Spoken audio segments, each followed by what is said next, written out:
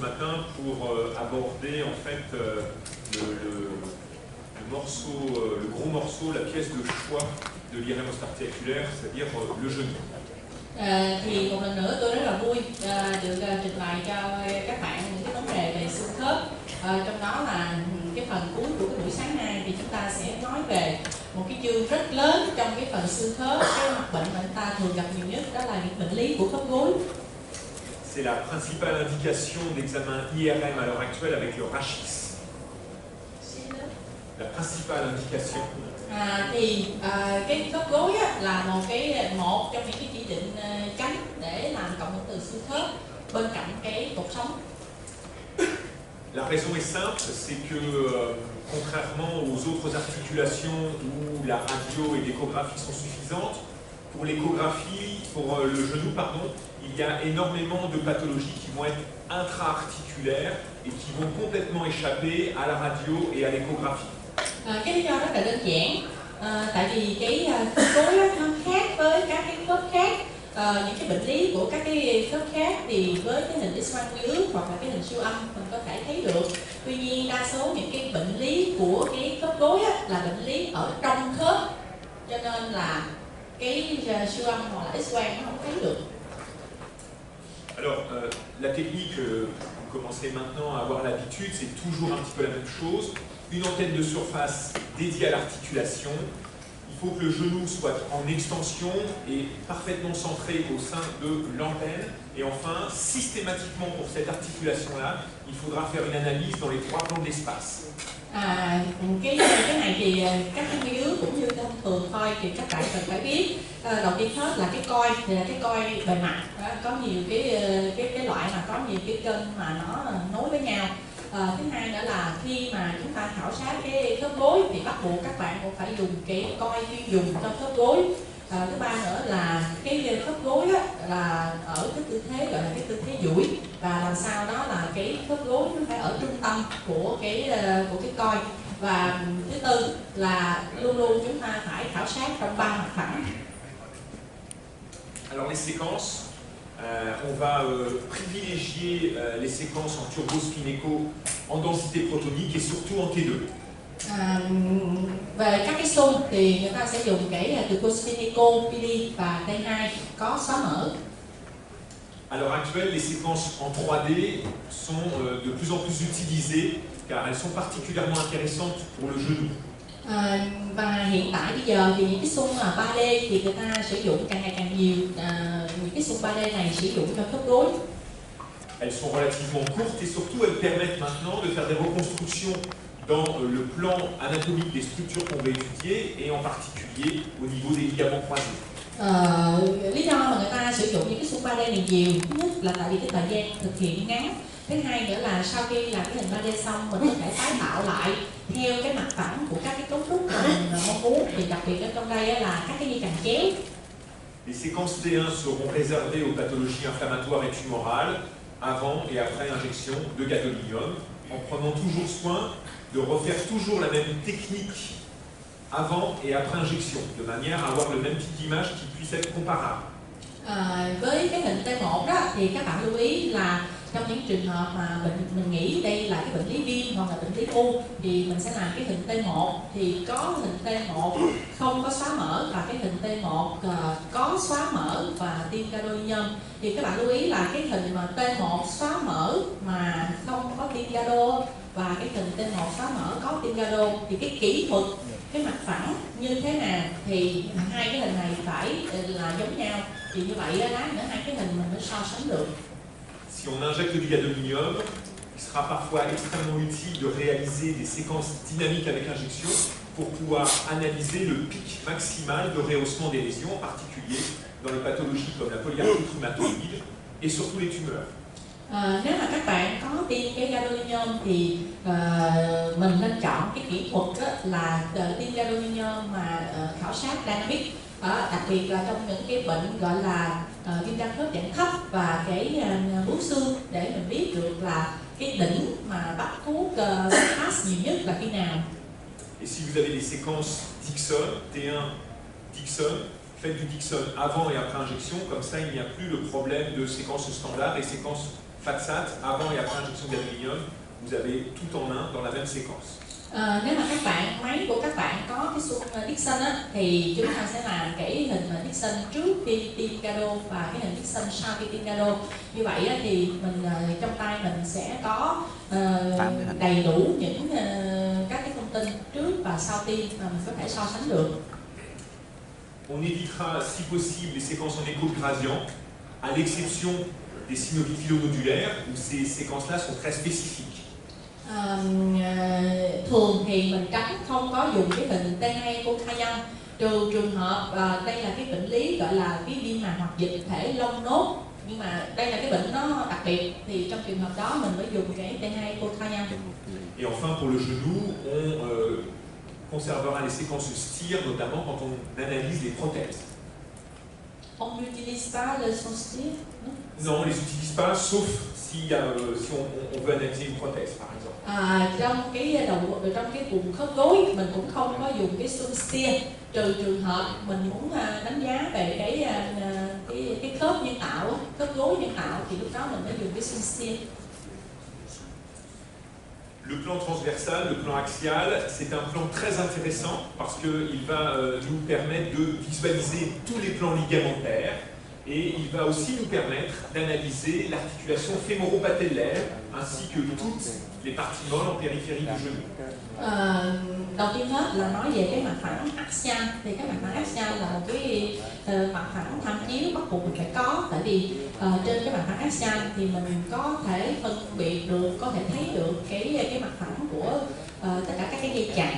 Thứ hai nữa đó là đây là cái mặt phẳng để cho mình đánh giá cái khớp giữa xương bánh chè với xương đùi, khớp chè đùi, và mình có thể đánh giá được các cái mô mềm ở quanh khớp.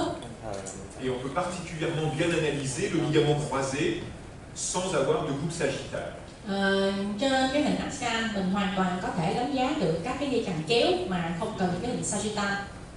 Alors, il y a des petites subtilités toujours en imagerie, et en particulier si on veut bien voir le cartilage, il faudra utiliser un temps d'écho qui sera supérieur en général à 20 millisecondes. Trong trường hợp mà các bạn muốn đánh giá cái sụn khớp á, thì các bạn lưu ý cái tia của mình phải trên 20 giây. Si vous utilisez un temps d'écho qui est inférieur à 20 millisecondes, le cartilage est en hypersignal et le liquide est en hypersignal. Nếu các bạn sử dụng cái tia mà dưới 20 giây thì cái sụn nó tăng tín hiệu và cái dịch nó cũng tăng tín hiệu. Il est donc difficile de faire la différence entre le cartilage et le liquide. Chính vì vậy là chúng ta rất khó phân biệt giữa cái chỗ nào là sụn, chỗ nào là dịch. Si vous augmentez le temps d'écho au-delà de 20 millisecondes, le liquide va rester en hypersignal. Par contre, progressivement, le cartilage va redevenir en signal intermédiaire, voire en hyposignal. Nếu mà các bạn tăng cái tia lên trên 20 giây thì cái dịch nó vẫn tăng tín hiệu, nó vẫn giữ cái tăng tín hiệu, trong khi đó thì cái sụn nó sẽ có tín hiệu trung gian, thậm chí là có thể giảm tín hiệu. Et donc vous allez très nettement améliorer la résolution en contraste et la visualisation des lésions cartilagineuses. Thì nhờ mà mình tăng cái tia lên như vậy thì mình đã làm tăng được cái độ tương phản, tăng được cái độ phân giải về mặt tương phản, và như vậy thì mình sẽ phân biệt được những cái thương tổn ở bên trong của cái sụn khớp. Le plan sagittal, c'est le plan un peu de référence pour le genou parce que c'est celui qui nous permet d'analyser en particulier les ménisques et puis évidemment le pivot central, les ligaments croisés, ainsi que l'appareil extenseur en avant, le tendon quadricepital et le tendon patellaire. Cái mặt phẳng sagittal là một cái mặt phẳng mà người ta rất là ưa chuộng ở trong khảo sát của cái khớp gối, tại vì với cái mặt phẳng sagittal này mình có thể khảo sát cái sụn trên. Thứ hai nữa là các cái dây chằng, đặc biệt là các cái dây chằng chéo, và mình có thể khảo sát được các cái cấu trúc để phụ trách cho cái chuyện mà duỗi của cái cẳng chân, trong đó là nó có cái gân cơ tứ đầu và cái gân bánh chè. Alors, tout à l'heure sur la hanche, on a discuté de l'intérêt des séquences en densité protonique ou en T2. En pathologie ostéo-articulaire, c'est vrai que la densité protonique est souvent présentée par les constructeurs parce que les images sont assez rapides et elles sont extrêmement flatteuses à l'œil. Cela étant, il est tout à fait conseillé de maintenir une pondération T2 en ostéo-articulaire parce que les pondérations T2, même si les images sont moins flatteuses, même si elles sont moins belles, elles sont beaucoup plus spécifiques. Donc je vous conseille toujours de réaliser au moins une séquence T2, quelle que soit l'articulation que vous examinez. Trong cái bệnh lý mà về xương khớp á, thì các cái hãng chế tạo máy á, thì bao giờ họ cũng làm cho các bạn cái hình PD. Thì lý do là tại vì cái hình đó, nó nổi, nó đập vô mắt mình. Tuy nhiên á, là các bạn lưu ý rằng là phải có cái hình T2 đó, thì cái hình T2 đó, trên cái hình T2 đó những cái thương tổn nó sẽ đặc hiệu, nó sẽ rõ hơn, nó sẽ tốt hơn. Thành ra là dù là cái khớp nào đi nữa luôn luôn phải có một cái hình T2 chứ không có sử dụng cái hình PD không. Et bien évidemment, toujours privilégier des séquences en saturation de graisse de manière à ne pas avoir le problème de l'hypersignal de la graisse qui va gêner la visualisation des lésions. Và trong những cái xung mà mình chọn đó thì các bạn cũng lưu ý chọn cái hình mà có phát sát, các cái kỹ thuật phát sát để tránh cái lầm lẫn là cái thương tổn này nó tăng tín hiệu là do mỡ bình thường hay là có cái thương tổn ở bên dưới. Le plan coronal enfin est très intéressant parce qu'il nous permet une analyse complémentaire des ménisques mais aussi des ligaments croisés. Cái mặt phẳng coronal cũng rất là có lợi để cho mình đánh giá cái sụn trên và để đánh giá các cái dây chằng chéo. Il permet, comme le plan transversal, l'analyse des ligaments collatéraux. Cũng như tương tự cái hình axial thì cái hình coronal cho phép mình đánh giá các cái dây chằng bên. Et c'est le plan le plus intéressant pour analyser les cartilages au niveau des compartiments fémorotibiaux. Cái hình coronal cũng là một cái mặt phẳng tốt để cho chúng ta đánh giá cái sụn của lồ cầu cũng như là sụn của măng chày. Alors on va, une fois qu'on a mis en place ces éléments techniques, on va passer maintenant à la pathologie. Nãy giờ thì mình nói về cái phương diện kỹ thuật, bây giờ mình sẽ nói về bệnh lý. Les principales indications d'une IRM de genou, c'est la douleur, en particulier chez des gens chez lesquels la radiographie standard est normale, chez lesquels il n'y a pas d'arthrose. Thường cái chỉ định của cộng hưởng từ mà của khớp gối là đau cái khớp gối, đặc biệt là những người đau khớp gối mà cái hình X-quang đó thì bình thường, hoặc là không có cái gì để nghĩ là cái tái mắc khớp gối hết. C'est une situation clinique extrêmement fréquente et ce qu'on va demander à l'IRM, c'est d'aller visualiser ce qui se passe à l'intérieur de l'articulation et en particulier au niveau des ménisques. Thì cái chỉ định, cái đau khớp gối là nó thường gặp lắm, cho nên là người ta hay đề nghị cái hình cộng hưởng từ, mục đích là để xem coi ở bên trong cái khớp nó có gì bất thường hay không, và cái bệnh lý thường gặp nhất là bệnh lý của sụn trên. Il y a deux ménisques dans le genou, un ménisque latéral et un ménisque médial, qui tous les deux ont une forme de C, une forme semi-lunaire, sachant que le ménisque médial est le ménisque le plus important en termes de volume, mais aussi en termes de pathologie. Ở cái đầu gối thì mình có hai cái sụn trên, một cái sụn trên trong và một cái sụn trên ngoài. Hai cái sụn trên này á, là nó cái dạng hình chữ C, hay là cái dạng giống như mình gọi là hình bán nguyệt. Thì cái sụn trên trong nó quan trọng hơn cái sụn trên ngoài, nó về mặt kích thước thì là cái sụn trên trong nó lớn hơn, còn về mặt bệnh lý thì bệnh lý của sụn trên trong quan trọng hơn. Une des raisons de l'importance du ménisque médial en pathologie, c'est que ce ménisque en fait est fixé à la capsule articulaire. Donc c'est une structure anatomique qui est extrêmement stable. Nói về cái sự quan trọng, cái tầm quan trọng của cái sụn trên trong, thì cái sụn trên trong này á, về mặt giải phẫu thông thường là nó dính vào trong cái bao khớp, mà cái bao khớp là mình biết nó là một cái cấu trúc rất là chắc, rất là vững. De ce fait, quand il y aura une lésion sur le ménisque médial, ça va déstabiliser l'articulation, ce qui va entraîner forcément des symptômes, des douleurs et un déficit fonctionnel. Chính vì vậy á, là khi mà mình có tổn thương của cái sụn trên thì nó sẽ làm cho cái khớp gối nó mất vững và nó gây ra cái triệu chứng đau. Le ménisque latéral, lui, est beaucoup moins stable, il est beaucoup plus mobile, il n'est pas totalement attaché à la capsule articulaire, et c'est celui qui permet la mobilité entre le plateau tibial et le fémur. Cái sụn trên ngoài thì nó không có bị dính chặt vào trong cái bao khớp, nó di động hơn, và nhờ cái sụn trên ngoài như vậy nó cho phép có những cái cử động giữa cái lồi cầu của xương đùi và cái mâm chày. Ces deux éléments sont très riches en collagène, donc ils vont apparaître en hyposignal à l'IRM. Cả hai cái sụn trên này thì cái cấu trúc của nó là có nhiều cái sợi collagen, chính vì vậy mà trên cái hình cộng hưởng từ nó sẽ là giảm tín hiệu. Et ce sont deux éléments anatomiques qui sont très importants, puisque ce sont des éléments qui permettent des mouvements de flexion, extension harmonieux entre le fémur et le tibia.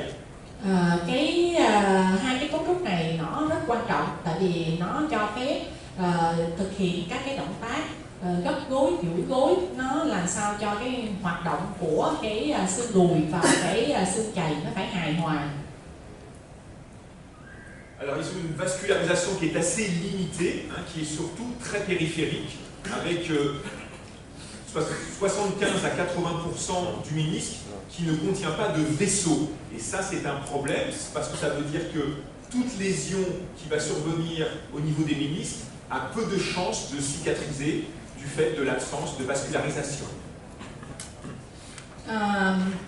Tuy nhiên thì cái phân bố mạch máu nuôi cho cái sụn trên thì nó không có nhiều. La vascularisation c'est plutôt en périphérique. Cái phân bố mạch máu nuôi của cái sụn trên chủ yếu là ở cái vùng ngoại vi của cái sụn trên đó, và như vậy thì mình thấy rằng là cái tổn thương vì cái phân bố mạch máu nuôi cho cái sụn trên nó ít và chủ yếu nó ở ngoại vi, cho nên là những cái thương tổn của sụn trên 60-70% những cái thương tổn của sụn trên thì đa số là nó không có lành được. La conséquence de cela, c'est que toute la partie centrale du ménisque est riche en collagène, peu vasculaire, donc va apparaître en hyposignal, et la partie périphérique va présenter un signal beaucoup plus hétérogène. Như vậy thì cái phần trung tâm của cái sụn trên nó có nhiều collagen, ít mạch máu nuôi thì nó sẽ giảm tín hiệu ở trên hình cộng hưởng từ, còn cái phần ngoại vi thì cái tín hiệu của nó không đồng nhất. Il y a un aspect qui est très caractéristique, c'est que sur les coupes les plus latérales, le ménisque dans le plan sagittal va présenter un aspect de nœud papillon. Do cái hình thái của cái sụn trên thì trên cái hình sagittal ở những cái lát cắt rất là ở phía ngoài thì cái sụn trên nó có cái hình là cái hình nơ con bướm, hình giống như cái nơ. Et enfin, sur les coupes coronales les plus postérieures, le ménisque va occuper tout l'espace entre le condyle fémoral et le plateau tibial. Trên cái hình corona mà những cái lát cắt rất là ở phía sau thì cái sụn trên nó sẽ chiếm hết cái khoảng gian lồi cầu và cái mâm chày. Ces deux éléments-là, c'est les premières choses que vous devez vérifier quand les images apparaissent sur l'écran. Đây là hai cái dấu hiệu, hai cái hình ảnh mà của các bạn phải luôn luôn kiểm tra khi mà lúc mà kỹ thuật viên chụp cái xung á, thì cái hình nó hiện lên trên màn hình, thì đây là hai cái dấu hiệu mà các bạn phải nhận ra, phải đánh giá đầu tiên. Si vous n'avez pas vos images de nœuds papillons sur les coupes les plus sagittales, ou si le ménisque n'occupe pas toute la surface articulaire sur les coupes coronales les plus postérieures, ça signifie qu'il se passe quelque chose. Có nghĩa rằng là trên cái lát cắt mà sagittal ở phía ngoài các bạn không còn nhận thấy được cái hình nơ con bướm, và trên cái lát cắt coronal rất là ở phía sau mà các bạn thấy rằng là cái sụn trên nó không có chiếm hết toàn bộ cái khoảng gian giữa cái lồi cầu và cái mâm chày, thì như vậy là cái sụn trên này nó không có bình thường, nó có gì đó rồi. Voilà un nœud papillon sur un ménisque médial. Đây là cái hình cái nơ ha. hình cái nơ ở trên cái lá cắt sagittal ở phía bên ngoài của cái sụn chêm trong. Un nœud papillon sur un ménisque latéral. Hình cái nơ ở cái sụn chêm ngoài. On est bien sur le ménisque latéral puisque vous avez le tibia ici et la tête de la fibula. Chúng ta biết được đây là cái sụn chêm ngoài, tại vì đây là cái mông chày ngoài và ở đây là cái đầu của xương mát, đầu trên của xương mát. Alors, les lésions méniscales, comme le ménisque est globalement en hyposignal, dès que vous allez avoir une lésion à l'intérieur du ménisque, le signal va augmenter.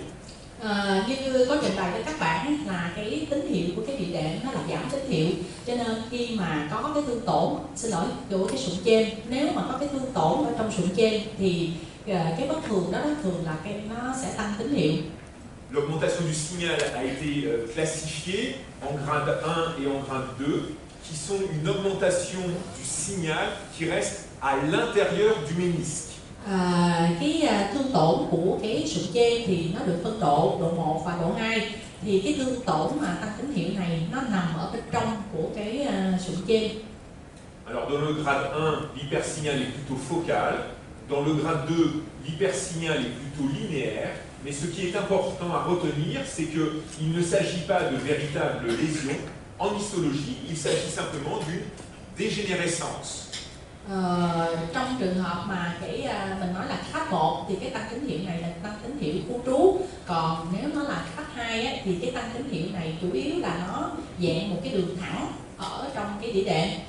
Nhưng mà cái điều quan trọng các bạn cần nhớ là dù là tổn thương mà cấp 1 hay 2 thì nếu mà lấy cái mẫu bệnh phẩm đó, thì nó không có cái mô bệnh lý mà chủ yếu đó là cái thoái hóa của cái sụn chêm. Alors voilà par exemple une lésion de grade 1 où on a un ménisque dont la périphérie est en hyposignal et le centre du ménisque présente un hypersignal nodulaire. Đây là một cái sụn chêm mà là tổn thương độ 1 thì chúng ta thấy là nhìn ở ngoại vi của cái sụn chêm thì nó vẫn giảm tín hiệu. Tuy nhiên phần trung tâm của sụn chêm thì chúng ta thấy là tăng tín hiệu dạng nốt. Le grade 2 où le ménisque là encore est continu en périphérie avec en son centre un hypersignal linéaire. Đây là một cái tổn thương sụn chêm mà độ 2 thì các bạn thấy là ở cái phần ngoại vi của cái sụn chêm nó vẫn còn liên tục giảm tín hiệu. Tuy nhiên ở phần trung tâm thì chúng ta thấy là tăng tín hiệu dạng đường thẳng. Ce qui est très important à comprendre, c'est que les limites du ménisque restent continues et que le signal est vraiment à l'intérieur et ne communique absolument pas avec l'articulation. Cái điều này rất là quan trọng. Chúng ta sẽ thấy rằng là cái phần ngoại vi của cái sụn chêm nó vẫn còn liên tục. Còn cái thương tổn mà tăng tín hiệu là nó nằm ở trong giữa của cái sụn chêm, nó không có liên quan với cái khớp. Alors la vraie lésion méniscale qui nous intéresse, c'est le grade 3, parce que cette fois-ci, l'hypersignal, il va atteindre la surface articulaire du ménisque et il va communiquer avec le reste de l'articulation. Cái mà thương tổn mà chúng ta quan tâm là cái thương tổn mà mình gọi là cấp 3. Trong cái trường hợp này là cái tăng tín hiệu nó sẽ lan rộng đến cái mặt khớp của cái sụn chêm, của cái sụn chêm. Điều đó có nghĩa là cái thương tổn của cái sụn chêm nó thông với cái khớp. Ça correspond en arthrographie pour ceux qui faisaient des arthrographies de genoux auparavant ou en arthroscopie, ça correspond à ce qu'on appelle la fissure qui est parfaitement visible par le chirurgien. Cái thương tổn mà mình thấy là của sụn chêm mà thông với liên tục ra tới cái mặt khớp thì cái này á, là mình có thể xác nhận lại khi mà phẫu thuật viên người ta làm cái nội soi khớp gối hoặc là những cái bác sĩ mà chẩn đoán hình ảnh mà có chụp bơm thuốc tương phản vào trong nội khớp thì mình có thể thấy được có một cái khe rách ở trên cái sụn chêm. Et enfin, cette anomalie du signal méniscal est très fréquemment associée à des anomalies de la morphologie du ménisque. Thường á, những cái bất thường về tín hiệu của cái sụn chêm này á, nó thường là có kèm theo cái bất thường về hình thái của cái sụn chêm. Alors que cela n'est jamais le cas normalement dans les grades 1 et les grades 2 où la morphologie du ménisque est conservée. Thật ra là lưu ý với các bạn là cái thương tổn mà của sụn trên mà độ 1 hoặc độ 2 á, là cái tăng tín hiệu đó nó nằm ở trong sụn trên và cái hình thái của cái sụn trên vẫn hoàn toàn bình thường. Voici une image classique d'une lésion méniscale où on a un hypersignal à l'intérieur du ménisque qui vient affleurer ici, toucher les surfaces articulaires du ménisque. Đây là một cái tổn thương của cái sụn trên điển hình mà độ 3 thì mình thấy nó tăng tín hiệu trong sụn trên và cái tăng tín hiệu này nó tiếp xúc với cái mặt khớp của cái sụn trên. Alors il y a différents types de lésions méniscales que l'on peut rencontrer en IRM. Les lésions dites horizontales qui sont la plupart du temps des lésions dégénératives.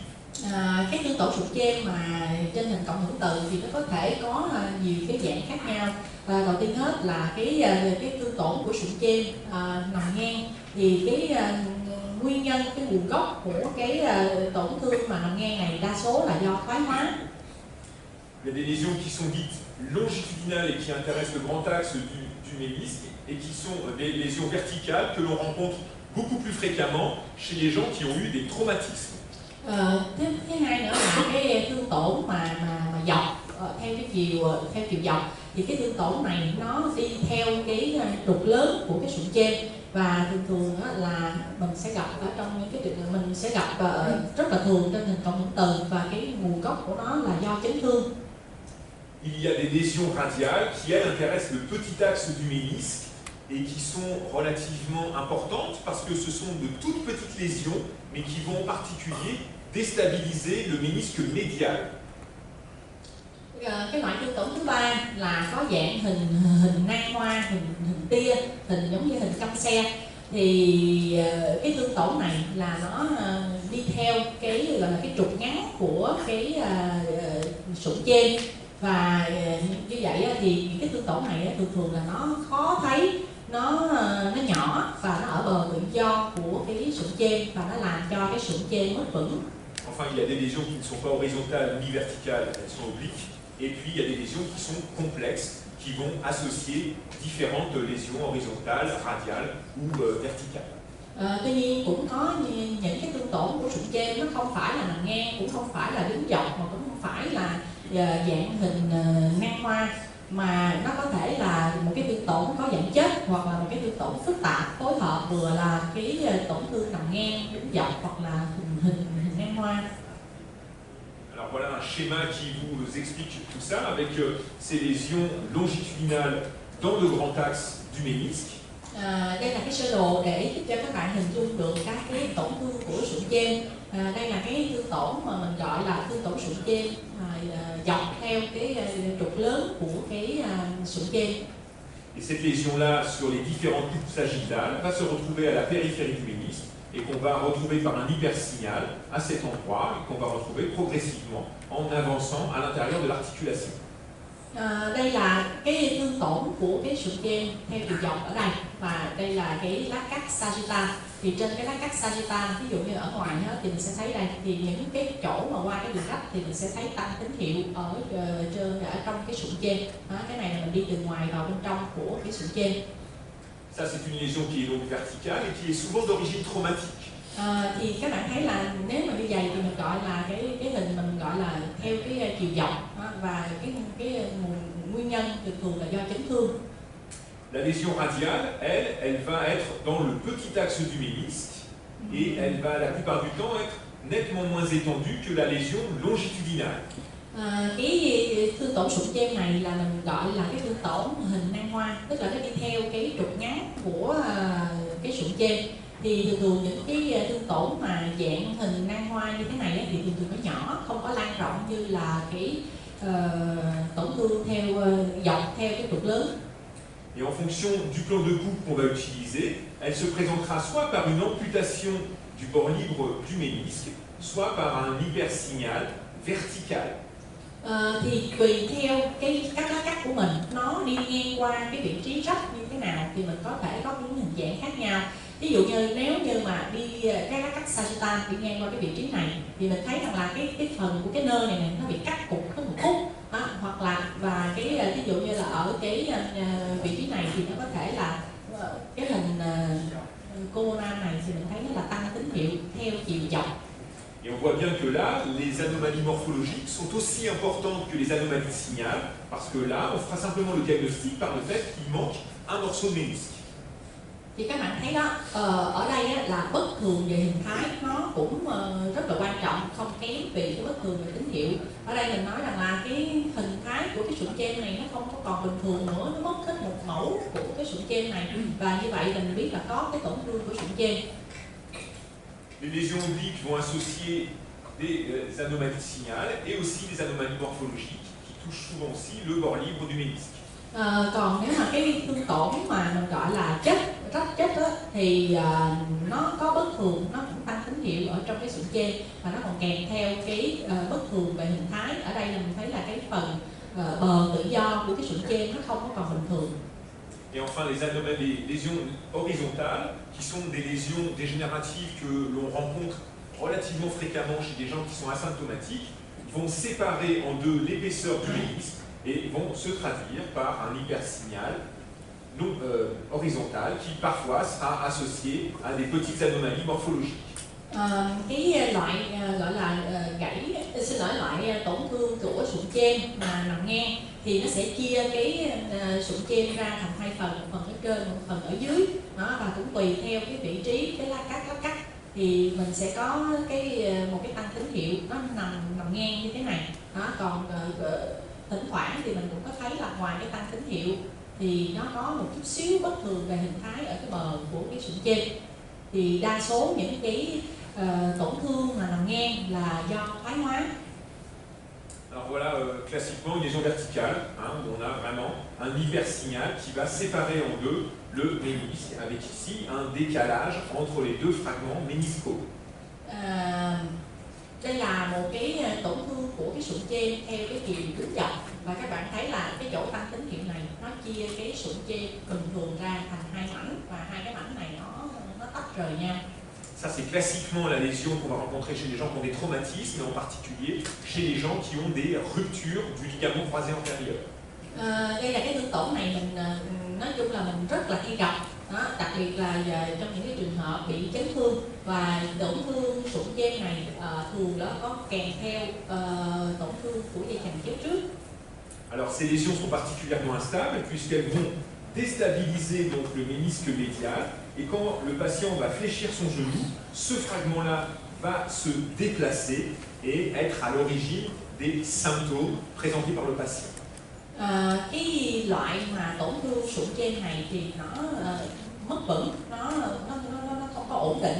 Khi bệnh nhân gấp gối á, thì cái mẫu sụn trên này nó sẽ di lệch, và như vậy thì nó sẽ gây ra triệu chứng, thì bệnh nhân đến khám bác sĩ là vì bệnh nhân bị đau có triệu chứng.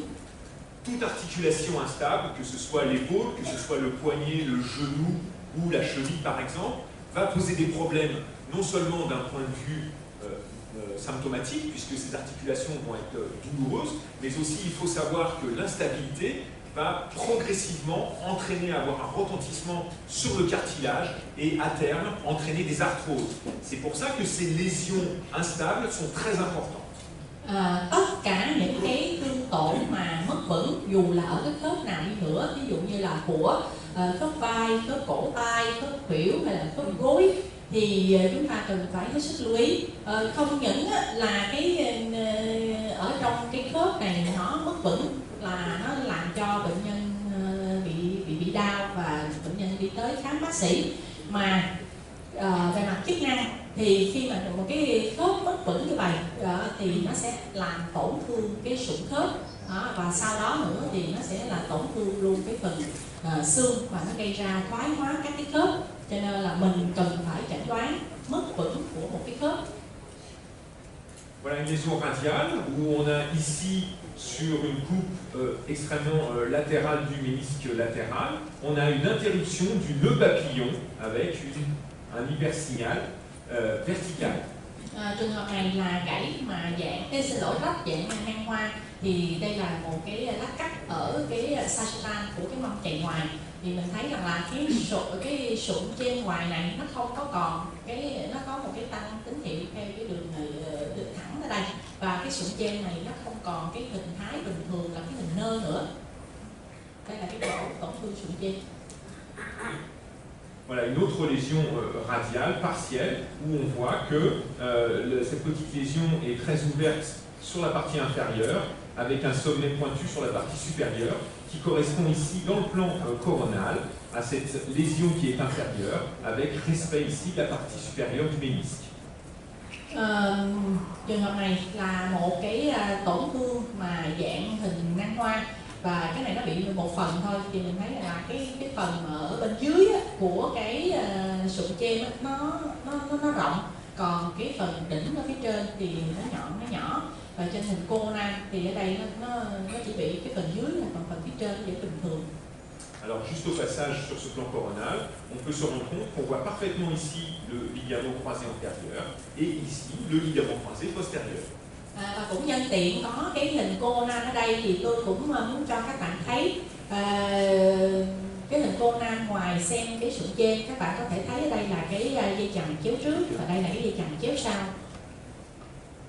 Voilà une autre lésion radiale, et je vous ai dit tout à l'heure qu'il était extrêmement important de vérifier que les ménisques occupaient toute la place entre le fémur et le tibia. On voit ici sur ce ménisque latéral que le ménisque couvre toute la partie postérieure du plateau tibial, et on voit ici sur ce ménisque médial qu'il y a une interruption du ménisque. Pourtant, le ménisque conserve une morphologie triangulaire, mais malgré tout, on perd ici une partie du ménisque sur le plan coronal.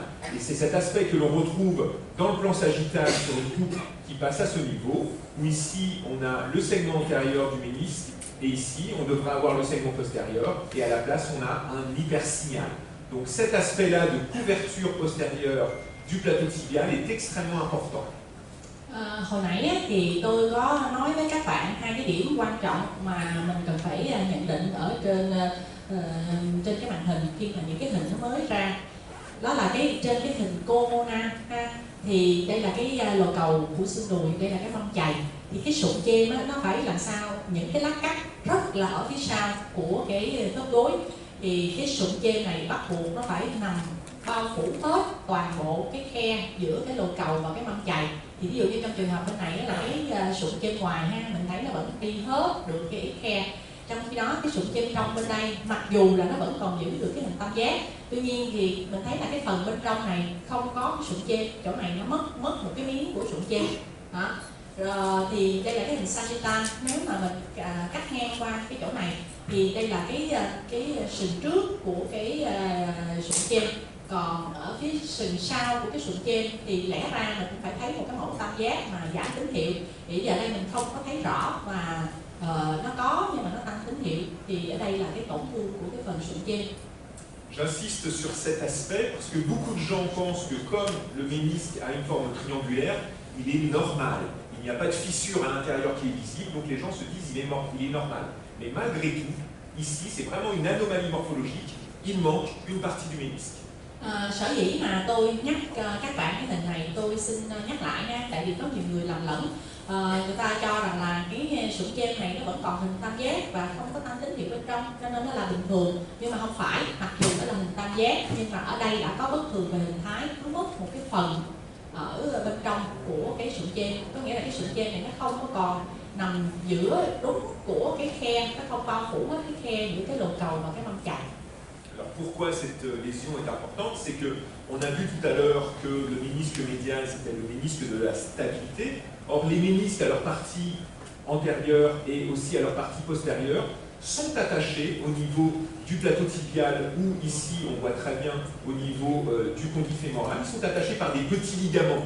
Ce qui veut dire que quand une lésion survient à cet endroit-là, le ménisque est déstabilisé parce qu'il devient mobile par rapport au plateau tibial. Or, nous sommes à la partie postérieure de l'articulation et c'est là que les contraintes doivent être maximales au moment de la flexion-extension du genou. Vì sao mà cái chuyện này quan trọng là tại vì hồi nãy thì tôi có nói với các bạn là cái sụn trên là nó đóng cái vai trò trong cái chuyện là cái khớp gối có vững hay không. Thì bình thường á, là mình biết là cái sụn trên này nó sẽ bám vô trong cái mông chày, và ở đây là nó cũng có những cái dây chằng từ cái lồ cầu vô trong cái sụn trên này để nó giữ cái sụn trên. Bây giờ cái sụn trên này nó không còn ở đúng cái vị trí của nó nữa mà nó di chuyển, có nghĩa là nó bị mất vững, và như vậy là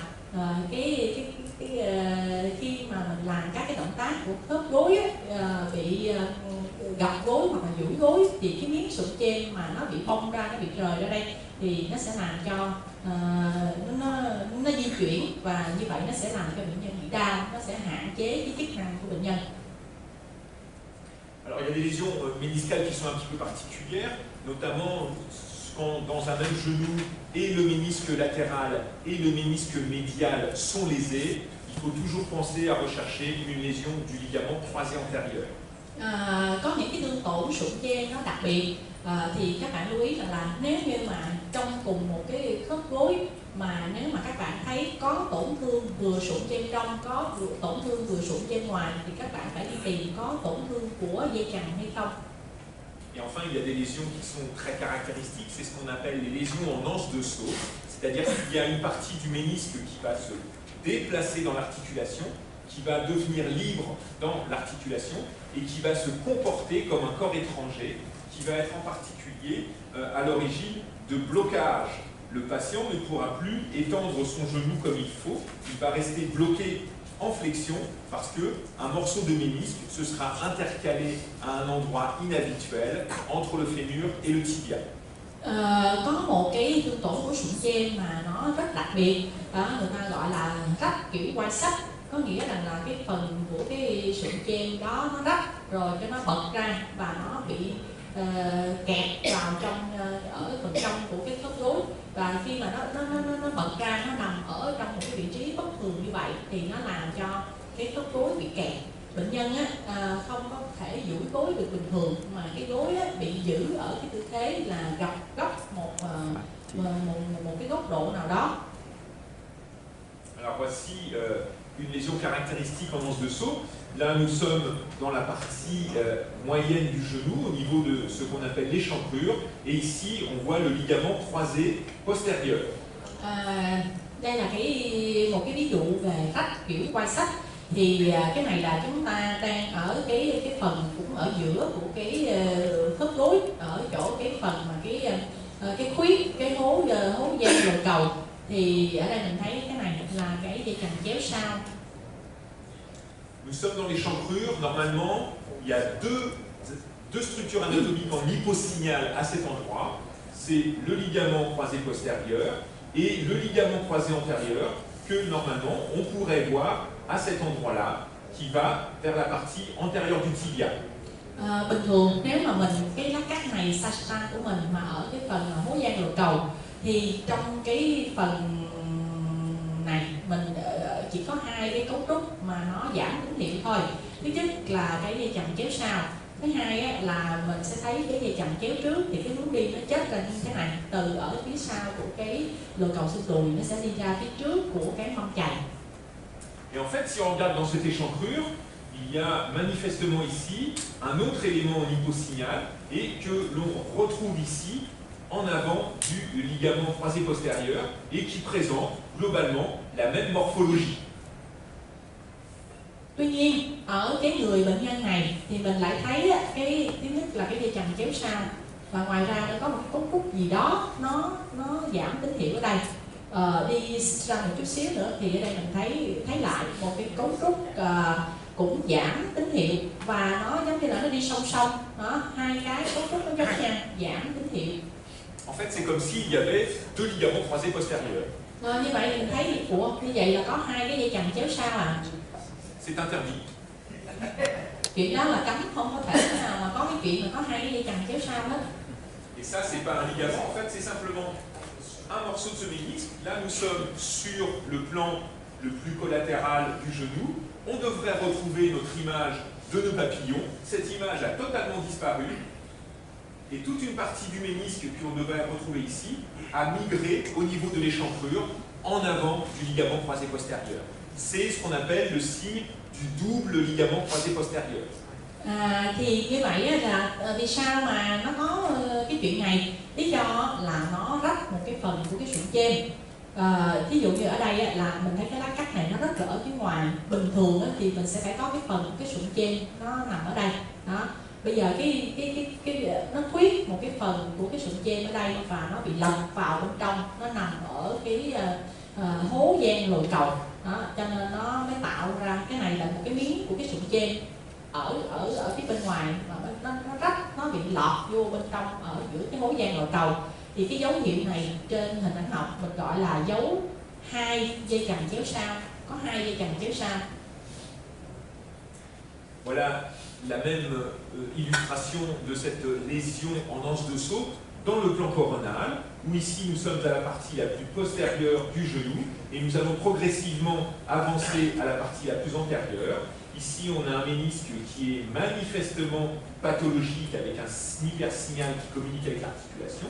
Et on voit qu'ici, on va détacher un fragment de ménisque qui va cheminer dans les chancrures et qui va venir se rattacher à la partie antérieure du ménisque. Ça, c'est ce fragment en anse de saut qui est libéré à l'intérieur de l'articulation. Đây là cái minh họa cái kiểu mà rách kiểu quay sách á, trên cái hình Conan. Cái này mình đi từ sau ra trước, đi từ sau rồi ra trước một chút, ra trước một chút, và cái này ra rất là ở phía trước. Thì ở phía sau thì mình không có còn thấy cái hình bình thường, cái hình nơ nữa, mà ở chỗ này nó tăng tín hiệu ở trong cái sụn trên và nó liên tục đi ra cái này, nó liên quan tới cái mặt khớp. Đó, còn ở đây là một cái phần của cái sụn trên, và mình thấy nếu mà đi ra phía trước một chút là cái miếng sụn trên mà rách á, nó di chuyển ra phía trước. Đó, nó tự do, nó đi ra phía trước và nó nằm ở cái phần trước, ở trong cái hố gian lồi cầu. Le croisé postérieur est ici, ce qui veut dire que dans le plan sagittal, il y a toujours un intrus qui se situe en avant du croisé postérieur. Et par ailleurs, on pourra remarquer que le ménisque ici a un aspect qui est tout à fait anormal, qui est tronqué, qui est trop petit, avec un hypersignal. Ce morceau de ménisque est issu de cette partie du ménisque lui-même, qui a migré dans les chancres. Và các bạn thấy ở đây là cái phần cái sụn trên này nè, nó nhỏ quá, nó không có cái hình thái, nó không còn bình thường nữa, mà nó lại còn kèm theo cái tăng tín hiệu. Et on comprend très bien que lorsque ce morceau de ménisque se déplace à l'intérieur, le patient va rester bloqué en flexion. Il ne pourra pas étendre son genou parce que ce morceau de ménisque va venir s'intercaler ici entre le fémur et le tibia et gêner ainsi l'extension.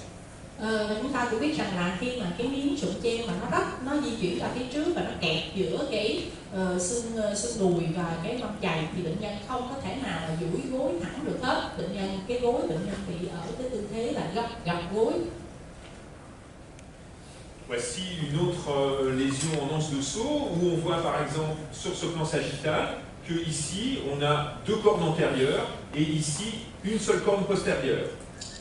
Trong đây là một cái minh họa, một cái rách kiểu dạng quai sắt khác.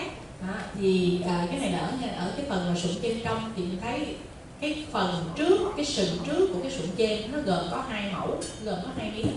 Trong khi đó là cái sừng sau của cái sụn trên thì nó chỉ có 1 miếng thôi. Normalement, il y a toujours une seule corne antérieure et une seule corne postérieure. Trong trường hợp bình thường thì bao giờ là chúng ta cũng chỉ có một cái sừng trước và một cái sừng sau.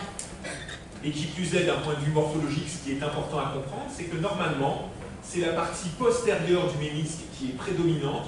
Donc normalement, le segment postérieur du ménisque est toujours plus gros que le segment antérieur. Et là, on se rend compte sur cette image que le segment postérieur du ménisque est toujours plus petit que le segment antérieur. Ça s'explique tout simplement par le fait qu'une partie du segment du ménisque, une partie postérieure du ménisque, a basculé en avant et est venu se localiser au niveau du segment antérieur du ménisque.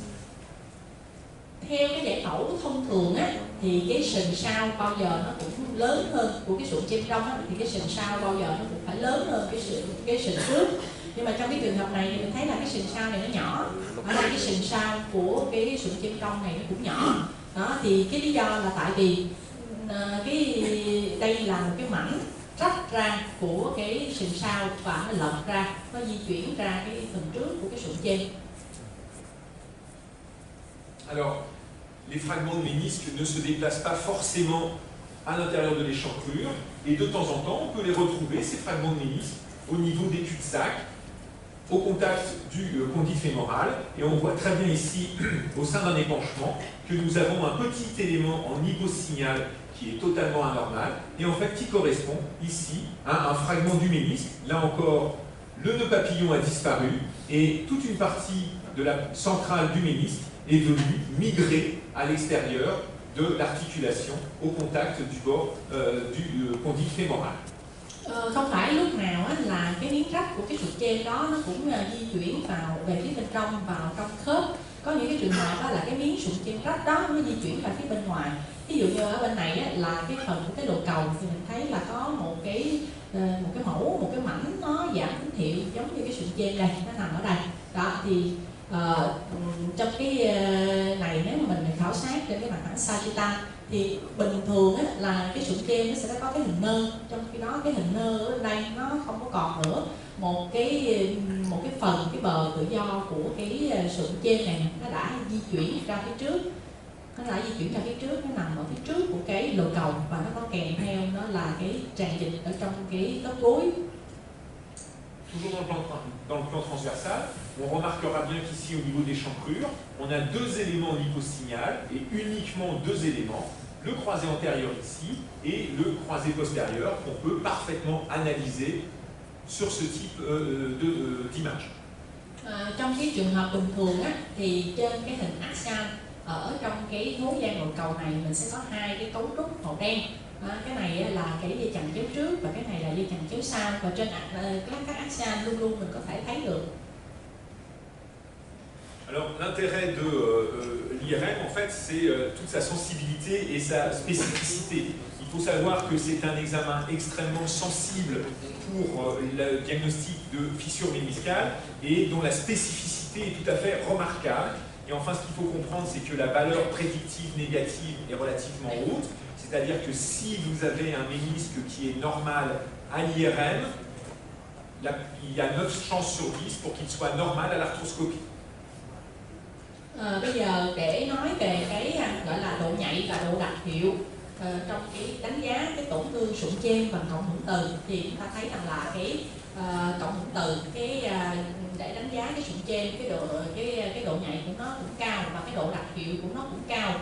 Thứ hai nữa đó là cái giá trị tiên đoán âm cũng rất cao, có nghĩa là nếu mà trên cái hình cộng hưởng từ chúng ta nói là cái sụn trên này nó bình thường, thì cái khả năng là khi mà bác sĩ chỉnh hình người ta làm cái nội soi khớp gối á, mình nói là cái sụn trên bình thường, mình 10 ca thì hết 9 ca là trên cái nội soi thấy nó bình thường, chỉ có 1 ca là mình tập trật thôi.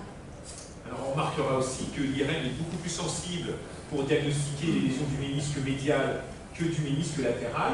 Mais en fait, en IRM, on s'en moque un peu parce que les lésions du ménisque latéral que l'on va rater, ce sont des lésions qui ne sont pas en général symptomatiques. Elles vont être sur le segment postérieur, qui est le segment habituellement mobile du ménisque, et elles ne vont pas avoir de retentissement fonctionnel. Donc ce qui fait que même si on ne les voit pas, ça n'a pas véritablement d'importance pour le patient. Các bạn cũng lưu ý rằng là về cái độ nhạy của cộng hưởng từ trong đánh giá tổn thương sụn trên á, thì cái cộng hưởng từ á, đánh giá cái sụn trên trong á, tốt hơn là cái tổn thương của sụn trên ngoài.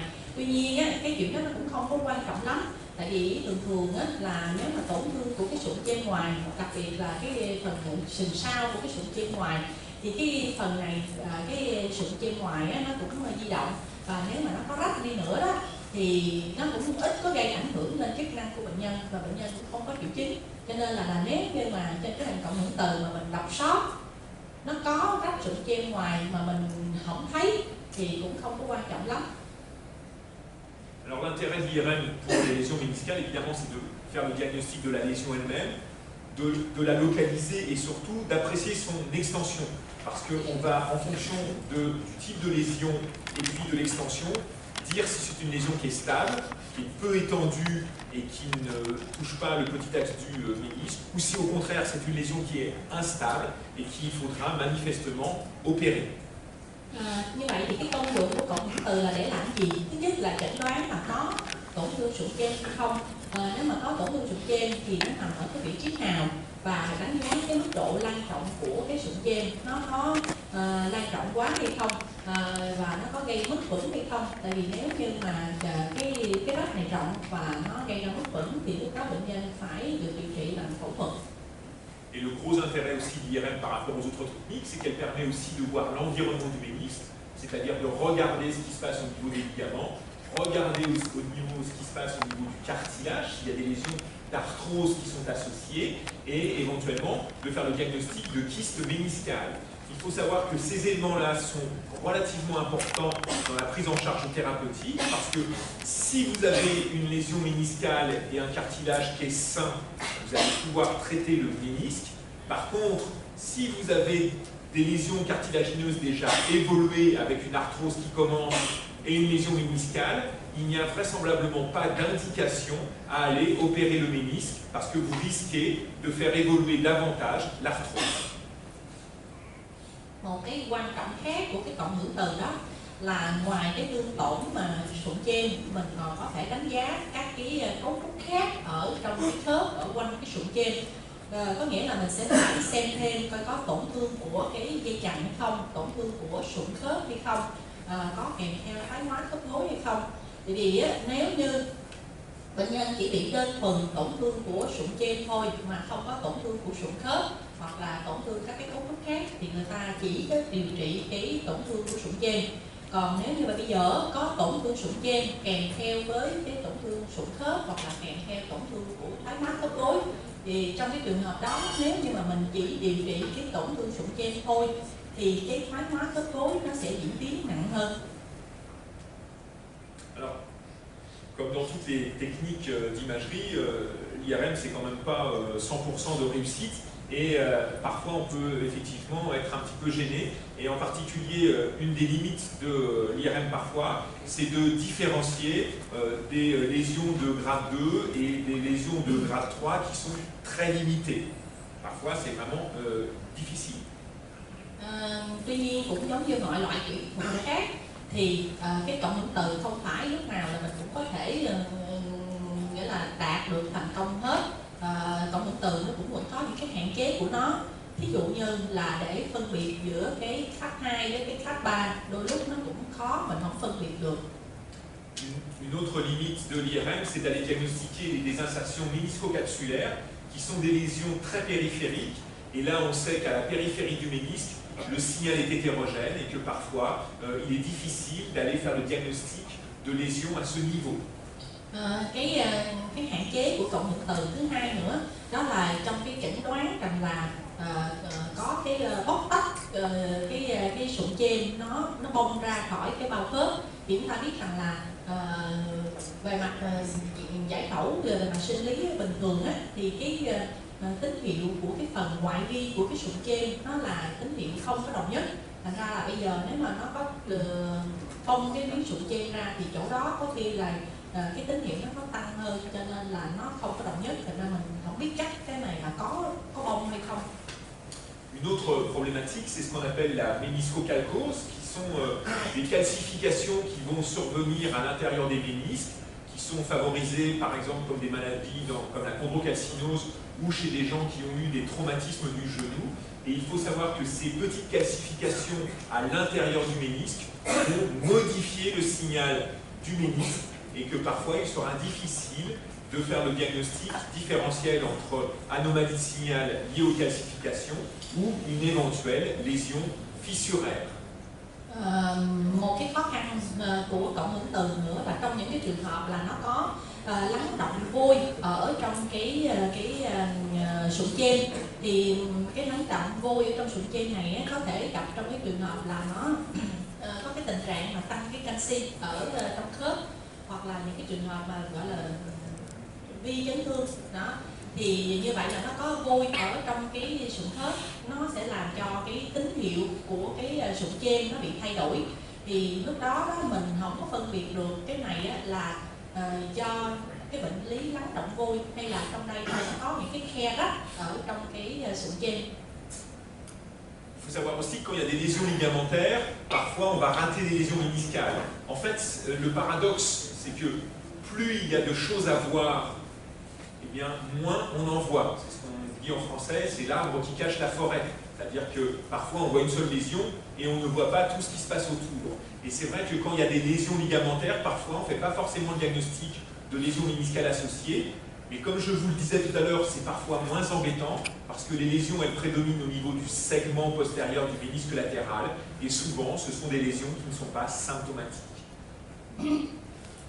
Có những cái trường hợp khác á, là trong cái chấn thương chẳng hạn thì cái tổn thương của cái dây chằng nó rõ, nó lớn, nó nhiều quá đó, thì mình lại quên, mình không có chú ý để xem xét cái tổn thương của cái sụn trên. Có nghĩa là cái này nó cũng thông thường thôi. Người ta có cái câu là ví dụ như là ở trong một cái rừng lớn như vậy thì mình lại thấy có một cái con gì đó nó nhỏ, mình không thấy được. Tức là những cái tổn thương của dây chằng ở đây nó lớn, nó lan rộng quá, cho nên là mình quên, mình không có, nó đập vô mắt mình lớn nhiều quá và nó không có làm cho mình chú ý tới cái thương tổn của cái sụn trên. Thì tôi có nhắc các bạn lúc hồi nãy á, luôn luôn mình sẽ xem các cái lá cắt sau cùng ở phía phần sau của cái khớp để coi có cái phần sụn trên đó nó có bình thường hay không. Enfin, la dernière chose, c'est ce qui nous pose des problèmes parfois, c'est ce qu'on appelle les dysplasies méniscales, et en particulier le ménisque discoïde, où les gens vont présenter des symptômes alors qu'on aura l'impression qu'à l'IRM, le ménisque n'a pas de fissure. Một cái tổn thương khác mà nó do cái loạn sản mà người ta gọi là cái sụn trên hình đĩa, thì cái bất thường này nó nhiều khi nó làm cho mình khó, mình không có thấy được cái tổn thương mà dạng khe ở trong cái sụn trên. Alors des insertions ménisco-capsulaires qui sont des lésions difficiles à voir, souvent ce sont des lésions qui sont d'origine traumatique, hein, et on a un hypersignal kélichidien qui sépare la périphérie du ménisque de la capsule. Comme ça survient en zone vasculaire, le signal du ménisque à cet endroit-là est hétérogène, mais on a de la chance parce que comme ça survient à la périphérie du ménisque, il y a des chances pour que cette lésion puisse secondairement cicatriser. Nói về cái sụn trên khỏi cái bao khớp thì thường cái nguyên nhân đó là do chấn thương, thì nó sẽ tách một cái phần của cái sụn trên trong ra khỏi cái bao khớp. Thì trên hình cộng hưởng từ mình sẽ thấy là cái tăng tín hiệu mà ở cái mức độ là dịch trên cái hình T2 ở cái vị trí này đó. Nhưng mà một cái điều may mắn là cái phần ở ngoại vi của cái sụn trên thì nó có nhiều mạch nó nuôi, cho nên là mặc dù chỗ này là nó có rách cái sụn trên nhưng mà nó có cái khả năng, nó có cái cơ may là nó sẽ làm cái chỗ rách này nó thành sẹo được của cái sụn trên này. Alors voilà ce que donne ce type de lésion. Là on a le ménisque latéral, ici on a le ménisque médial. Một cái ví dụ minh họa, đây là cái sụn trên ngoài và đây là cái sụn trên trong. Tous les deux ont une forme de triangle en hyposignal. Cả hai cái phần sụn trên trong và ngoài này nó đều có hình tam giác và giảm tín hiệu trên hình cộng hưởng từ. On retrouve ici nos deux ménisques qui ont toujours une forme de triangle en hyposignal. Trên hình này mình cũng vẫn thấy lại được cái dạng tam giác và giảm tín hiệu của cả sụn trên trong và sụn trên ngoài. Mais si je regarde en fait dans l'échancrure, ici j'ai un élément ligamentaire, ici j'en ai un autre. Ça c'est le croisé postérieur, ça c'est le croisé antérieur, et le croisé antérieur étant l'hypersignal. Nếu mà bây giờ mình sẽ nhìn vô trong cái chỗ hố gian nội cầu thì như tôi nói thông thường mình sẽ có hai cái cấu trúc màu đen, cái này là cái dây chằng kéo sau, cái này là dây chằng kéo trước. Nhưng mà ở đây thì cái dây chằng kéo trước này là nó không bình thường chút nào hết vì nó tăng tín hiệu. Donc il y a eu une lésion du croisé antérieur que je retrouve ici au niveau de l'os, où j'ai une contusion osseuse secondaire au traumatisme et à l'entorse du genou. Như vậy thì như vậy là có cái tổn thương của dây chằng chéo trước rồi. Cái chuyện này nó khẳng định lại thêm một lần nữa là vì ở đây tôi thấy có phù tủy xương ở trong cái phần mâm chày. Et une fois que j'ai dit ça, j'ai tout dit. Mà một khi tôi nói rằng là ở đây á, là có cái tổn thương của cái dây chằng chéo trước, có cái phù tủy xương tổn thương ở cái phần trước của mâm chày, thì tôi nói như vậy là không đủ, tôi nói chưa hết. Mais en fait, j'ai pas tout dit, parce que pour l'instant on étudie les ménisques, on n'étudie pas les ligaments. Và đúng là tôi chưa có nói hết, tại vì nãy giờ là mình đang nói về cái chuyện là tổn thương sụn trên, rồi cái tự nhiên mình bắt qua cái tổn thương dây chằng. Et en fait, si je regarde les ménisques ici j'ai le ménisque latéral, avec des petits ligaments qui attachent le ménisque à la capsule, que je retrouve un peu ici. Et si je retrouve mon ménisque médial ici, là les petits ligaments, on ne les voit plus. Et quand je regarde ici, j'ai vraiment une image liquidienne à la périphérie du ménisque qui vient séparer le ménisque qui est normal de la capsule. Or, je suis sur le ménisque médial, je suis sur le ménisque de la stabilité, et là, cette lésion-là, elle est particulièrement instable. Thì các bạn sẽ thấy đây là cái sụn trên ngoài, thì ở đây là nó có cái phần cái dây chằng để nó dính cái sụn trên vào trong cái bao khớp. Tuy nhiên khi mà nhìn ở phía bên sụn trên trong á, thì mình không có còn thấy cái phần dây chằng của cái sụn trên trong nữa. Và rõ hơn nữa là trên cái hình T2 này á, thì các bạn thấy là ở cái bờ trong của cái sụn trên trong này á, mình có một cái khe dịch, mình có một cái khe dịch như vậy là cái sụn trên trong này nó đã bong ra khỏi cái bao khớp. Và mình cũng biết rằng là cái sụn trên trong này là nó góp phần để gọi là nó giữ cho cái khớp gối nó được vững. Như vậy thì nếu mà có cái tổn thương bong cái sụn trên ra khỏi cái bao khớp thì cái đây là cái gối này nó mất vững rồi. Alors, les dysplasies méniscales, c'est ce qu'on appelle avant tout le ménisque discoïde. Les hypoplasies du ménisque, ça n'existe quasiment pas, c'est exceptionnel. Par contre, ce qui va nous poser des problèmes, c'est ce qu'on appelle le ménisque discoïde, c'est-à-dire que le ménisque va être trop gros par rapport à ce qu'il devrait être normalement. Bây giờ nói về những cái loạn sản của sụn trên, thì trong cái loạn sản của sụn trên đầu tiên hết đó là giảm sản cái sụn trên, tức là cái sụn trên nó nhỏ thì cái gần như là không có, rất là hiếm gặp. Cái mà mình có thể gặp thường hơn đó là cái sụn trên hình đĩa. Sụn trên hình đĩa là cái gì? Sụn trên có dạng đĩa, có nghĩa là cái sụn trên nó to quá, nó lớn quá so với cái thông thường. Et si le ménisque est plus gros, vous vous souvenez qu'on a parlé de ce nœud papillon qu'on devait voir sur les coupes les plus marginales de chaque côté. Ben, normalement, ce nœud papillon, on le voit sur 2 voire 3 coupes. Mais si le ménisque est plus gros que d'habitude, le nœud papillon, on va le retrouver sur 3, 4 voire 5 coupes sagittales. Như nãy tôi có nói với các bạn đó là cái trên cái hình sagittal mà những cái lát cắt mà ở cái bờ ngoài của cái sụn trên thì mình sẽ thấy là cái hình nơ. Thông thường thì mình thấy độ khoảng 2 lát hoặc là 3 lát thôi. Nhưng mà bây giờ trong trường hợp mà cái sụn trên hình đĩa, có nghĩa là cái sụn trên nó lớn quá, thì trên cái hình sagittal mình thấy cái hình cái nơ con bướm vậy, mình sẽ thấy trên 3 lát cắt, 4 lát cắt, thậm chí là 5 lát cắt. Alors l'IRM va être moins performante pour diagnostiquer les lésions, et en particulier parce que chez certains patients qui auront des ménisques discoïdes, on pourra avoir des symptômes en particulier de pseudo-blocage. Le ménisque étant trop grand, ben, les gens auront parfois des douleurs en fléchissant et en étendant le genou. Et puis parfois, le patient pourra ressentir un claquement au niveau des mouvements de flexion du genou, sans pour autant que l'IRM mette en évidence des lésions de grade 3. Parfois, on verra simplement une lésion de grade 1 ou de grade 2, sans communication apparente avec l'articulation. Những cái bệnh nhân mà bị cái sụn trên hình đĩa như vậy đó thì thường đó là có khi đó là khi mà bệnh nhân duỗi gối hoặc là gập gối á, thì mình gọi là nó giống như nó giãn, nó bị kẹt, tức là khi làm cái động tác thì nó có hơi khó khăn, hoặc là thậm chí là khi mà bệnh nhân gập gối hoặc duỗi gối vậy, bệnh nhân nghe một cái tiếng lách ở trong cái khớp gối đó. Tuy nhiên á, là nếu mà làm cái hình cộng hưởng từ thì mặc dù là bệnh nhân có triệu chứng nó đau hoặc là cái khớp gối nó hơi bị kẹt vậy, nhưng mà mình làm cái cộng hưởng từ mình cũng không có thấy cái hình rõ ràng, hoặc là mình chỉ có thể là chẩn đoán được đó là tổn thương độ 1, độ 2 thôi. Alors voilà ce que donne un ménisque discoïde dans le plan coronal. Là, je suis à la partie la plus postérieure de mon articulation. Donc mes deux ménisques vont occuper toute la partie qui sépare le fémur du tibia. C'est normal. Et puis j'avance progressivement à l'intérieur de l'articulation.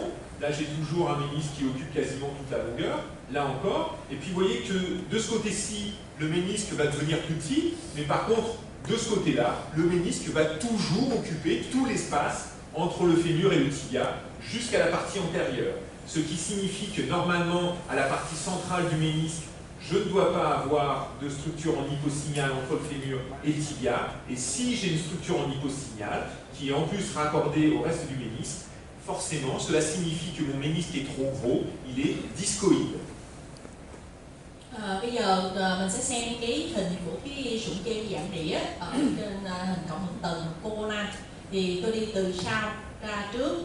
Thì đây là cái hình mà ở phía sau cùng. Thì như nãy mình nói đó là trên cái lá cắt sau cùng á, thì cái sụn chêm nó sẽ bọc hết cái khe giữa cái xương đùi với cái mâm chày. Như vậy thì cái hình này là cái hình bình thường của cái sụn chêm ở cả hai bên, ở cả bên trong lẫn bên ngoài. Rồi mình đi tiếp tục ra phía trước một chút thì cái sụn chêm này nó vẫn ôm phủ hết cả cái khe giữa cái lồ cầu và cái mâm chày ở cả hai bên. Cái này là bình thường. Tuy nhiên nếu mà mình đi lên khoảng giữa của cái khớp gối ở ngang cái khoảng mà giữa cái lồ cầu đi ra phía trước đó, thì cái sụn chêm này nó sẽ nhỏ hơn. Đó thì mình biết tại vì cái hình của nó hình vòng hình C, cho nên là lên tới khoảng giữa của cái khớp gối á, thì nó nhỏ lại, nó như cái hình tam giác thôi. Tuy nhiên ở phía bên này cái sụn chêm nó vẫn còn kéo dài hết cái khe giữa cái lồ cầu và cái mâm chày, và đi ra tới phút phía trước thì cái sụn chêm này nó cũng bao phủ hết cái khe này. Như vậy là cái sụn chêm này nó lớn quá, lẽ ra nó chỉ tới phân nửa này thôi, nhưng mà giờ nó ôm hết cái khe, nó tút ra phía trước. Đó thì cái sụn chêm này mình gọi là cái sụn chêm dạng đĩa. Je voulais vous montrer aussi sur ces coupes coronales ce qu'on exprimait tout à l'heure en fonction de la technique utilisée. Ici, j'ai une séquence en densité protonique avec saturation du signal de la graisse et le TE est relativement bas. Et vous voyez que je ne peux pas différencier le cartilage du liquide qui est contenu dans l'articulation. Donc cette séquence-là en densité protonique avec un TE qui est trop faible n'est pas une séquence adéquate pour analyser le cartilage. Cũng nhân tiện này, trên cái hình Conan này tôi cũng nói lại cũng minh họa lại cho các bạn thấy một chút xíu về mặt kỹ thuật. Thì hồi nãy nếu mà tôi nói với các bạn là mình dùng cái hình mà photon density, cái hình PD mà xóa mỡ, thì mình phải chú ý là cái TI á, mình phải cao. Chứ còn nếu mà trong cái trường hợp này là tôi làm một cái hình mà PD phát sát mà cái TI của tôi á, nó chỉ dưới 20 mili giây. Chính vì vậy mà bây giờ cái phần mà cái sụn khớp này nó cũng trắng lên, còn cái phần dịch ở trong khớp cũng trắng lên, cho nên tôi không có thể nào tôi đánh giá cho được cái sụn khớp. Mais j'ai utilisé une séquence densité protonique avec un TE relativement bas parce que ça reste la séquence la plus sensible pour faire le diagnostic de lésion méniscale. Nhưng mà vì sao tôi vẫn giữ cái hình PD mà cái TI thấp vậy? Tại vì cái hình PD mà TI thấp là cái hình mà tốt nhất để tôi đánh giá cái thương tổn của sụn chêm.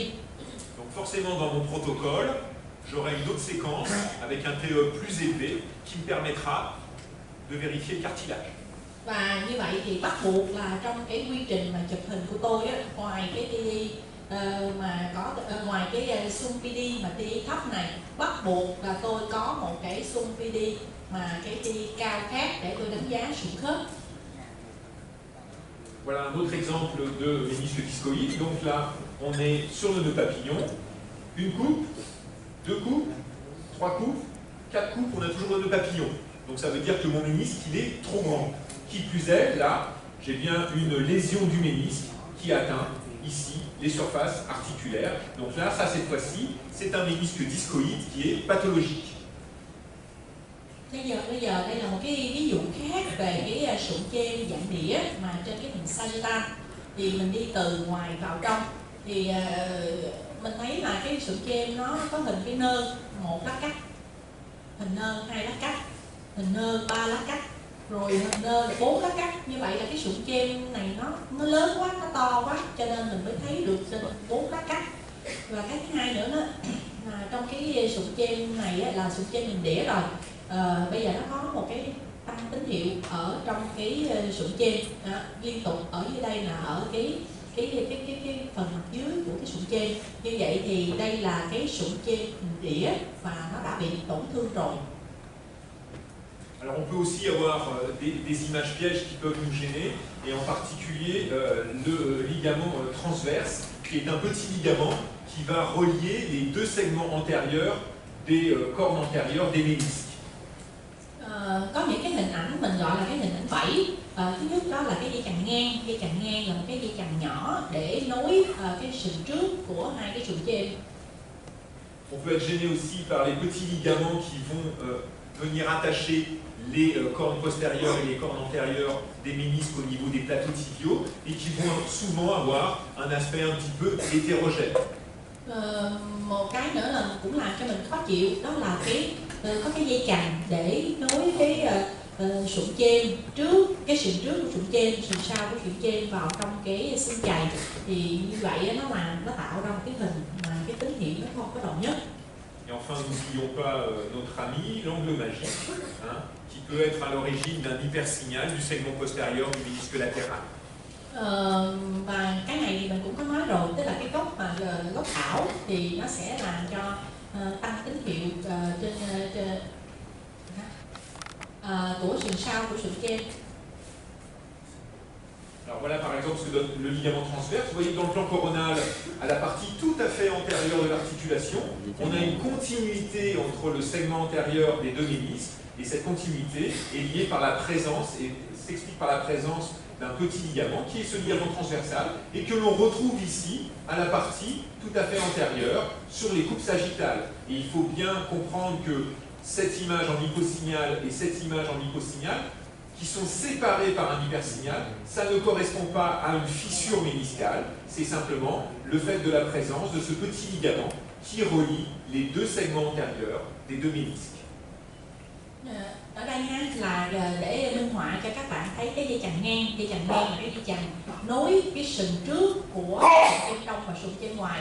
Như vậy thì cái phần này là cái phần sườn trước của sụn trên, phần này cũng sườn trước của sụn trên, và cái ở giữa là cái dây chằng ngang.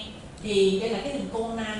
Nếu mà trên cái hình sagittal thì cái đây là cái dây chằng ngang, còn đây là cái sườn trước của sụn trên. Đó, dây chằng ngang và sườn trước của sụn trên.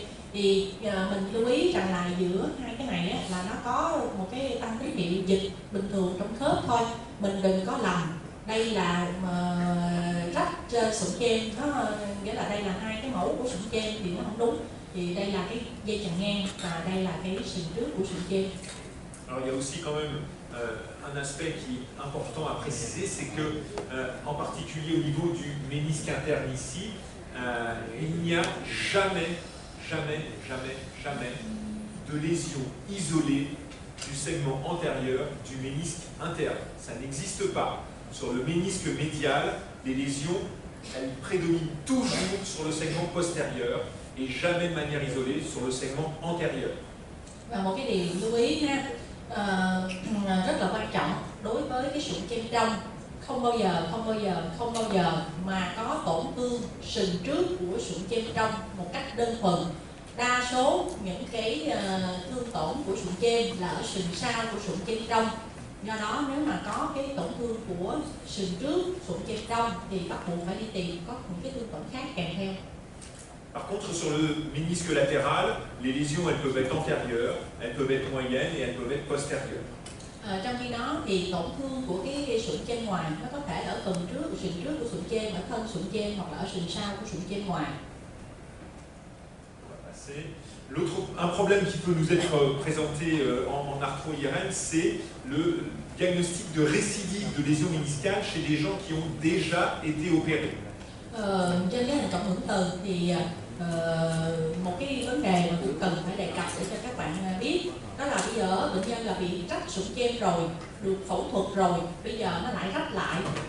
Parce qu'en fait, le ménisque opéré va conserver un hypersignal qu'il avait déjà avant l'opération. Cet hypersignal va persister après l'opération ad vitam aeternam.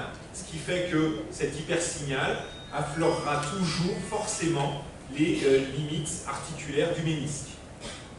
Một cái sụn trên mà nó đã được mổ rồi thì là nó sẽ tăng tín hiệu, và cái tăng tín hiệu đó nó kéo dài. Alors, comment faire le diagnostic à l'IRM de récidive de lésion méniscale? Et bien éventuellement une lésion dans une localisation différente de ce qu'était la lésion initiale. Thì nghĩa là bình thường á, thì là cái sụn chen mà sau khi mà mổ xong thì trên cái hình cộng hưởng từ nó vẫn tăng tín hiệu nhưng mà nó vừa thôi. Bây giờ làm sao mình chẩn đoán là một cái sụn chen đã mổ bây giờ nó rách lại, thì những cái lý do, những cái cơ sở để mình nói đây là nó rách lại là cái vị trí mà tăng tín hiệu rách á, mới bây giờ là ở cái vị trí khác với cái vị trí mà rách ban đầu. Et pour ça, faut-il encore avoir sous les yeux l'IRM qui avait été réalisé avant l'opération, qui va nous permettre de vérifier la différence de localisation. Như vậy thì bắt buộc là các bạn phải có cái hình cộng hưởng từ mà trước mổ ở kế bên của chúng ta để chúng ta có so sánh thử coi cái vị trí rách của lúc trước với cái vị trí và bây giờ nó có giống nhau không. Et malheureusement, c'est pas toujours le cas. Nhưng mà cũng không may là không phải lúc nào chúng ta cũng có được cái hình trước mổ sẵn cho mình. On peut rechercher aussi un fragment méniscal déplacé, qui sera là encore le signe d'une nouvelle lésion. Thứ hai nữa là bây giờ chúng ta có thể thấy trên cái hình mới của mình là có một cái mẫu, một cái mảnh của sụn chen nó bong ra, nó di chuyển đi, thì đó cũng là một cái dấu hiệu rất mới. Et puis on peut vérifier aussi le signal du ménisque avec une séquence en pondération T2, parce que normalement la cicatrice va être en signal intermédiaire, alors qu'une nouvelle fissure sera plus vraisemblablement en hypersignal liquidien. Một cái điều thứ ba để có thể có lợi cho mình là những cái hình của mình là mình sẽ chọn những cái xung mà nó thiên về T2, thì bình thường thì một cái sụn chen mà đã mổ rồi nó tăng tín hiệu, nhưng mà nó tăng tín hiệu vừa thôi, không phải là tín hiệu dịch. Còn cái chỗ rách mới thì cái tăng tín hiệu trên hình T2 của nó là tăng tín hiệu dịch. Alors voilà par exemple un patient qui avait bénéficié d'une méniscectomie partielle médiale, où ici on voit qu'effectivement le ménisque a une morphologie qui est modifiée. Đây là một cái bệnh nhân đã được mổ cái sụn chen trong, thì rõ ràng là cái hình thái của cái sụn chen trong bây giờ nó không còn bình thường. Et puis on remarque ici qu'à la partie moyenne du ménisque, on a une petite image, là c'est une séquence très pondérée T2, on a une petite image liquidienne à l'intérieur de l'hypersignal qui persiste dans le ménisque. Donc là, sur cet argument-là, on peut avancer la possibilité d'une récidive de lésion méniscale. Bây giờ chúng ta sẽ làm cái hình mà thiên về T2 nhiều, thì mình thấy là trong cái sụn chen này nó có một cái phần cái tín hiệu dịch nó nhiều hơn, thì nó gợi ý, nó giúp cho mình có thể nói rằng là có khả năng là có một cái rách mới trên một cái sụn chen đã mổ rồi. Cela étant, sur les ménisques opérés, vraisemblablement l'arthro-IRM est supérieur. Nous, on préfère faire en France des arthroscanners qui sont beaucoup plus sensibles pour diagnostiquer la récidive de lésion méniscale sur ménisque opéré. Nếu mà chúng ta có tiêm cái thuốc tương phản nội khớp rồi chúng ta chụp cộng hưởng từ thì cái thông tin của chúng ta sẽ nhiều hơn, sẽ tốt hơn. Tuy nhiên ở bên Pháp thì chúng tôi thích làm cái hình là tiêm cái thuốc tương phản nội khớp, rồi sau đó chúng ta chụp CT, thì cái chẩn đoán của mình nó sẽ dễ hơn.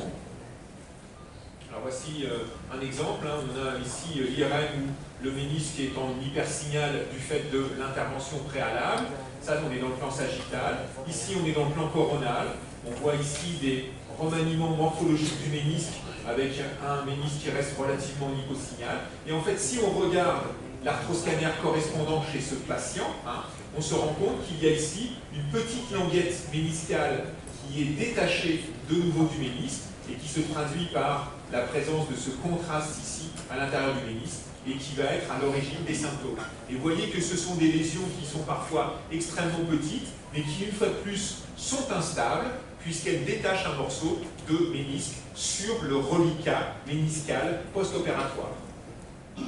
Đây là cái hình, hai cái hình ở phía trên này là hình cộng hưởng từ, hai hình phía dưới là hình CT có viên thuốc tương phản hữu khác. Thì ở đây là cái phần trước của sụn trên, phần sau của sụn trên nó tăng tín hiệu vừa, tại vì đã có mổ cũ rồi. Và ở trên đây thì nó có những cái nghĩa là tái tạo lại cấu trúc của cái sụn trên đã mổ rồi, thì ở đây nó không có được bình thường lắm. Tuy nhiên nếu mình so cũng cùng vị trí này ở trên cái hình CT thì các bạn thấy rằng là trong khớp mình sẽ thấy có một cái mẫu nhỏ, các bạn thấy rất nhỏ đó. Và ở đây là cái phần này nó huyết thuốc, như vậy là nó đã có một cái mẫu của sụn trên nó rách và nó rời ra đó. Thì cái chuyện này nó rất là quan trọng, cho nên CT chẩn đoán dễ hơn. Và nó quan trọng là tại vì như mình biết là cái sụn trên trong là nó có vai trò trong cái chuyện mất vững. Bây giờ nó có một cái mảnh sụn trên mà nó bong ra, như vậy nó đã làm mất vững của cái khớp gối. Alors une des lésions qui est souvent associée aux fissures méniscales, c'est ce qu'on appelle les kystes méniscaux qu'on va rencontrer à la périphérie du ménisque.